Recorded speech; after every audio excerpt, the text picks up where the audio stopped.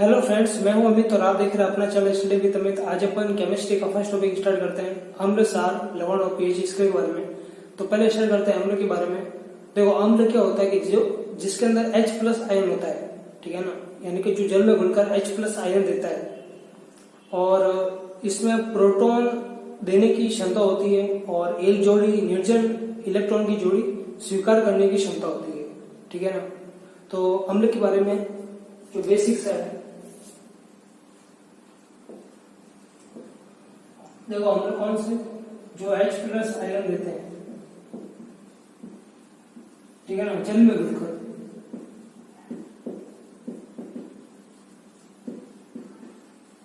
ठीक है ना, जल में घुलकर जो H प्लस आयन देते हैं,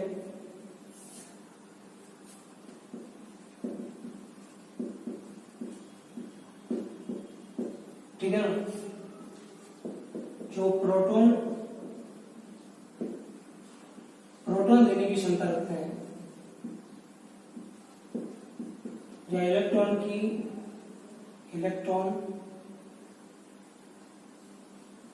एक निर्जन जोड़ी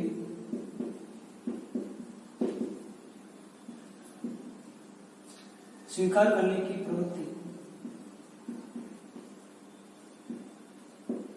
या स्वीकार करने की क्षमता होती है, ठीक है ना। कि जो प्रोटॉन देने की क्षमता या एक इलेक्ट्रॉन की एक निर्जन जोड़ी स्वीकार करने की क्षमता होती है, वो अम्ल होता है, ठीक है ना।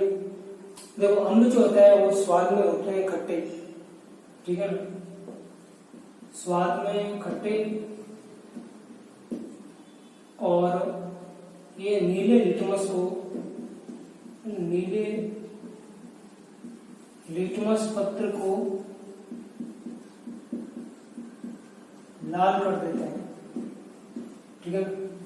देखो, ये याद कैसे होगा कि नीले को लाल कर देता है, तो आप एक नाम याद कर लो, अनिल, ठीक है, अनिल। देखो, अ से हो गया अम्ल और नीले को नी से नीला और ल से लाल, नीले को लाल कर देता है, वो अम्ल है, ठीक है ना। ये नाम ध्यान रखना, अनिल, अ से हो गया अम्ल, नी से नीला, ल से लाल, ठीक है ना। अब देखो, अम्ल, क्षार, ठीक है ना, इनको पता करने के लिए जो सूचक होते हैं वो दो टाइप से देखते हैं अपन। देखो, सूचक जो है ना दो, एक तो होता है लिटमस, एक तो होता है प्राकृतिक सूचक, ऐसे कर देते हैं, ठीक है ना। सूचक भी दो टाइप से, एक ले लेते हैं प्राकृतिक सूचक, जैसे कि लिटमस पत्र, ठीक है ना। देखो, लिटमस पत्र, ये जो लिटमस एक विलेन होता है, कुल मिला के लिटमस विलेन होता है, लिटमस विलेन। देखो, लिटमस विलेन जो होता है वो बैंगनी रंग का होता है, ठीक है ना। एक थैलोफाइटा समूह का पौधा होता है, थैलोफाइटा समूह का एक पौधा होता है, इसका नाम होता है लीचेन, ठीक है ना। थैलोफाइटा समूह का एक पौधा होता है लीचेन नाम का, उससे ये लिटमस विलेन निकलता है जो बैंगनी रंग का होता है, जो बैंगनी रंग का होता है, बैंगनी रंग का होता है। देखो, बैंगनी रंग कब होता है कि अगर उसके अंदर ना तो अम्ल हो ना ही विलेन हो, तो वो प्योर बैंगनी रंग का होता है, ठीक है ना। तो ये प्राकृतिक सूचक होता है, लिटमस सूचक एक प्राकृतिक सूचक है जो कि थैलोफाइटा समूह के लीचेन पौधे से प्राप्त किया जाता है, ठीक है ना। बैंगनी रंग का होता है, ये बैंगनी रंग कब होता है जब ना तो उसमें अम्ल हो ना ही क्षारीय हो, ठीक है ना। ये होगा प्राकृतिक सूचक। और दूसरा होता है संश्लेषित आर्टिफिशियल सूचक। देखो, इसके अंदर एक तो आता है मैथिल ऑरेंज, एक आता है फिनोल्फथैलिक, ठीक है ना। ये दो है संश्लेषित सूचक। क्वेश्चन अगर पूछ लेता है कि प्राकृतिक सूचक क्या है, वो है लिटमस सूचक, और संश्लेषित सूचक है वो है मैथिल ऑरेंज और फिनोल्फथैलिक। ये क्या है, ये अम्ल और क्षार की जांच के लिए कह सकते हैं, ठीक है ना। अम्ल और क्षार की जांच करने के लिए इनका यूज करता है, ठीक है ना। तो ये अम्ल के बारे में जो बेसिक्स है, ठीक है। अम्ल जो है स्वाद में खट्टे होते हैं, क्वेश्चन नंबर पूछ ले, और ये जो नीला लिटमस पत्र है उसको क्या लाल कर देते हैं, ठीक है ना। अब देखते हैं कि जो प्राकृतिक स्रोत है उनके अंदर जो अम्ल पाए जाता है वो कौन कौन से हैं। देखो मैं एक ट्रिक से बताता हूँ, देखो याद कैसे करते हैं। अपन अभी अम्ल पढ़ रहे हैं, अम्ल के बारे में। देखो ट्रिक कौन सी है, ऐसी इमली से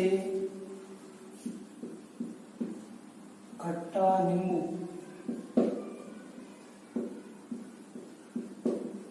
और सोडा अच्छा, ठीक है। ऐसी इमली से खट्टा नींबू व सोडा अच्छा। देखो ए लिखा हुआ ना, ए, इसको अभी हटा देते हैं, इसके स्थान पर लिख देते अ, ठीक है। 80 इमली से खट्टा नींबू, ठीक है, ये याद रखना है। अब देखो ये है क्या, देखो अ से क्या हो गया अचार, सी से हो गया सिरका, ठीक है। इमली तो लिखा ही हुआ है, एक और इसमें ऐड कर देना अंगूर, ठीक है। सी से हो गया सेव, खट्टा से हो गया खट्टा दूध, या इसको दही भी जा सकते हैं, दही, खट्टा दूध दही हो गया। ट से हो गया टमाटर, नींबू तो लिखा हुआ है, नींबू के साथ में एक संतरा भी ऐड कर देना, संतरा, ठीक है। और सोडा तो लिखा हुआ है, ठीक है ना। जितने भी, ठीक है ना, प्राकृतिक स्रोत के अंदर जो अम्ल आता है वो सारा आ जाएंगे, ठीक है। अब देखो ये हो गया, ये एक ही है, ये एक है, ये भी एक है और ये भी, ठीक है। अब देखो इनको याद कैसे करना है, ATMLOCK, ठीक है ना। क्या लिखा हुआ है, एटीएम लॉक। देखो ए से क्या होगा एसिटिक अम्ल, मतलब अचार और सिरका के अंदर कौन सा अम्ल पाया जाता है, एसिटिक अम्ल, ठीक है। टी से क्या हो गया टार्ट्रिक अम्ल, टी से हो गया टार्ट्रिक अम्ल, ठीक है। मतलब इमली और अंगूर के अंदर टार्ट्रिक अम्ल पाया जाता है। सेव के अंदर एम से हो गया मैलिक अम्ल पाया जाता है। खट्टा दूध या दही के अंदर एल से हो गया लैक्टिक एसिड, लैक्टिक अम्ल हो गया, ठीक है। टमाटर के अंदर ओ से हो गया ऑक्जेलिक सी। देखो नींबू और संतरा के अंदर सी से हो गया सिट्रिक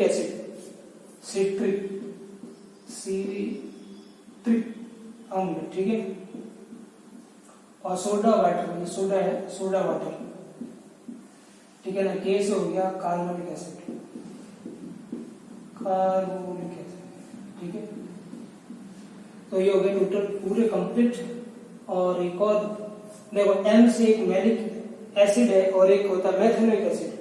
एम से बता देते एक और मैथेनोइक अम्ल जो होता है वो चींटी और नेटल, मधुमक्खी वगैरह इनके डंक में पाया जाता है, ठीक है ना। चींटी, नेटल या मधुमक्खी के डंक में पाया जाता है वो मैथेनोइक एसिड, ठीक है। तो ये जो भी ये सारे प्राकृतिक स्रोत है, ठीक है। और इसके अंदर ये जो सारे जितने भी टाइप के एसिड है, क्योंकि एग्जाम के अंदर क्वेश्चन पूछ भी जाता है, ठीक है ना। अब नेक्स्ट देखते अपन सार के बारे में। देखो अपन ने अम्ल के बारे में पढ़ लिया है, अब नेक्स्ट पढ़ते हैं सार के बारे में।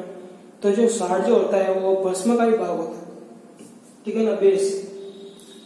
देखो भस्म क्या होता है कि एक ऐसा यौगिक जिसको अगर अम्ल के साथ में अगर क्रिया करवाते हैं तो जिससे लवण और जल निकलता है, ठीक है ना, उसको बोलते हैं भस्म, बेस। इसमें क्या होता है कि जो प्रोटॉन को स्वीकार करने की, ठीक है ना, प्रोटॉन को स्वीकार करने की क्षमता होती है और इलेक्ट्रॉन की एक न्यूटन दूरी को त्यागने की क्षमता होती है, ठीक है ना। जैसे प्रोटॉन को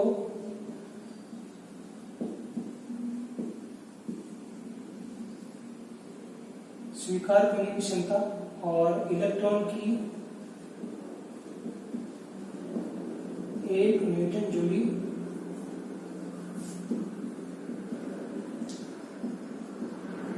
त्यागने की क्षमता होती है। ठीक है, मतलब प्रोटॉन जो है, प्रोटॉन को तो स्वीकार करने की क्षमता,